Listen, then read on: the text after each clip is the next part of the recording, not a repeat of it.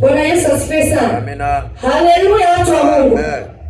Yaani unavyoangalia ni vitu kama wamama ambao tuna vyombo vizuri kabatini. Unaangalia hivi nitunze kwa ajili ya wageni. Hivyo ni vyombo